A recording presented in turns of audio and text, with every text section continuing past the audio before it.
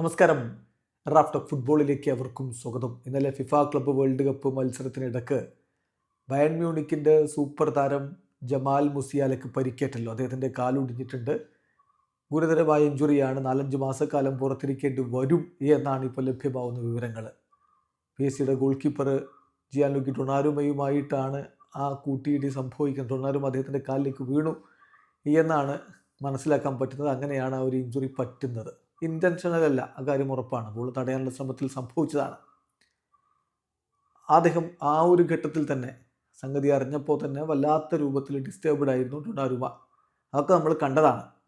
പക്ഷേ ഇപ്പോൾ കളിക്ക് ശേഷം മാനുവൽ ന്യൂയർ അതിശക്തമായ ഭാഷയിൽ ഡൊണാരുമയ്ക്കെതിരെ രംഗത്ത് വന്നിരിക്കുകയാണ്. ജർമ്മൻ ന്യൂസ് പേപ്പർ ബിൽഡ് ഇക്കാര്യം റിപ്പോർട്ട് ചെയ്യുന്നുണ്ട്. അവർ ധരിച്ചുകൊണ്ട് മറ്റു മാധ്യമങ്ങളൊക്കെ ഇത് റിപ്പോർട്ട് ചെയ്തിട്ടുണ്ട്. അതിൽ പറയുന്നത്, ഇത്തരത്തിലുള്ള സിറ്റുവേഷനുകളിൽ ഞാൻ മനസ്സിലാക്കുന്നത് ഇങ്ങനെ ഒരിക്കലും പെരുമാറരുത്. അത് വളരെ റിസ്കി ആയിട്ടുള്ള സംഭവമാണ്. അയാൾ സിംപ്ലി ഓപ്പണൻറ്റിന് ഇഞ്ചുറി വരുത്തുന്ന കാര്യം അത് സംഭവിക്കും എന്നുള്ളത് അയാൾ അങ്ങനെ അങ്ങ് ആക്ട് ചെയ്തു. അത് ആക്സെപ്റ്റ് ചെയ്യുകയാണ്.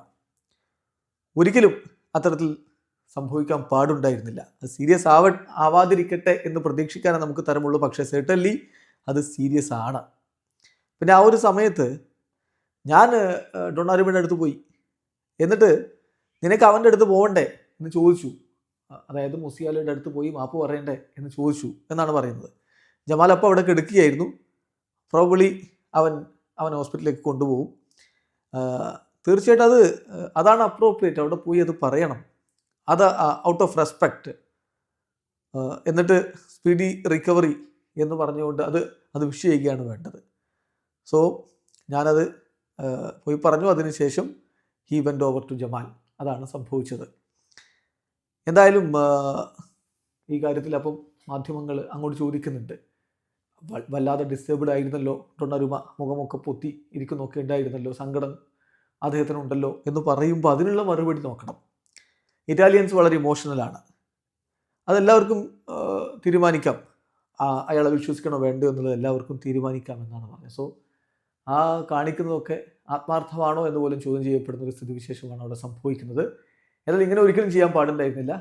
ചെയ്ത് വളരെ തെറ്റായിപ്പോയി. ഇത്തരം സിറ്റുവേഷനുകളിൽ എതിരാളിക്ക് പരിക്ക് പറ്റും, ആ റിസ്ക് എന്നിട്ടും എടുക്കുകയാണ് ചെയ്തത്. പരിക്ക് പറ്റിക്കോട്ടെ, അങ്ങനെ ഒരാൾ അവിടെ ഉണ്ട് എന്നത് നോക്കാതെയാണ് അത് ചെയ്തത് എന്ന തരത്തിലാണ് ഇപ്പോൾ വിമർശനം വരുന്നത്. എന്നാലും ഈ വിഷയത്തിൽ ലൂയിസ് എൻറിക്കെ തൻ്റെ താരത്തെ ഡിഫെൻഡ് ചെയ്തുകൊണ്ട് രംഗത്തേക്ക് വന്നിട്ടുണ്ട്.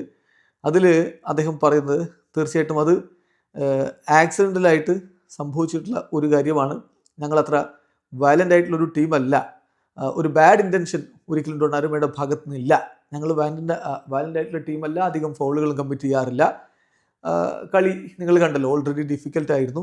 മുസിയാല വളരെ അൺലക്കി ആയിരുന്നു എന്നാണ് എനിക്ക് ഈ ഒരു കാര്യത്തിൽ പറയാനുള്ളത് എന്നാണ് ലൂയിസ് എൻറിക്ക് ഇക്കാര്യത്തിൽ പ്രതികരിച്ചിരിക്കുന്നത്. എന്തായാലും ഡൊണാരുമയുടെ കാര്യത്തിൽ അദ്ദേഹം പിന്നീട് തൻ്റെ സോഷ്യൽ മീഡിയയിലൂടെ വളരെ പെട്ടെന്നുള്ളൊരു റിക്കവറി ആശംസിക്കുന്നത് നമ്മൾ കണ്ടു. അതോടൊപ്പം തന്നെ ഫ്രഞ്ച് മാധ്യമങ്ങൾ റിപ്പോർട്ട് ചെയ്യുന്നൊരു കാര്യമുണ്ട്.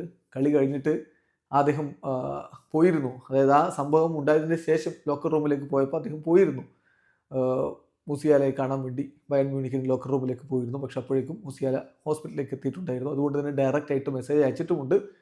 അതുകൂടാതെ ഇങ്ങനെ സോഷ്യൽ മീഡിയയിൽ പോസ്റ്റ് ചെയ്തിട്ടുമുണ്ട്.